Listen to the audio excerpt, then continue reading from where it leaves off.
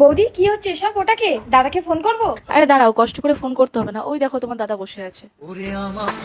দাদা, বৌদির সাথে কে ওটা? বোন তুই এখানে? আমি যেখানে হই না কেন, বৌদির সাথে কে ওটা বল। আমার বউ যা খুশি করবে, তোর তাতে কি? তুই তো এমন করিস না দাদা, কি হয়েছে আমাকে বল। এই তুই এখান থেকে যাবি?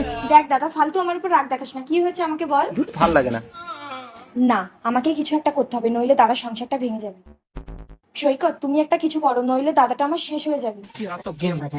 ও হ্যালো, কি হচ্ছে সব? কি হচ্ছে দেখতেই তো পাচ্ছিস, জিজ্ঞাসা করার কি আছে? আচ্ছা বৌদি, কে ওটা? এটা আমার এক্স। এক্স হোক আর নেক্সট হোক, তাহলে দাদার কি হবে?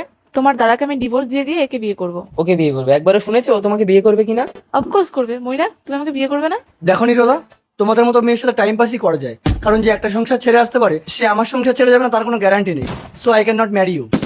নিরোদা, রাস্কেল। ঠাকুরজি, কোথায় তোমার দাদা? দাদা তো রেখে বাড়ি চলে গেল। আমি আমার ভুল বুঝতে পেরেছি ঠাকুরজি, আমাকে বাড়ি নিয়ে চলো, আমি তোমার দাদার কাছে ক্ষমা চাইবো। না না বৌদি, ক্ষমা চাইতে হবে না, তুমি তোমার ভুলটা বুঝতে পেরেছো, এটাই অনেক। চলো সুখে সংসার করবো। তো বন্ধুরা, কেমন লাগলো আপনাদের সকলের প্লিজ কমেন্ট করে জানাবেন।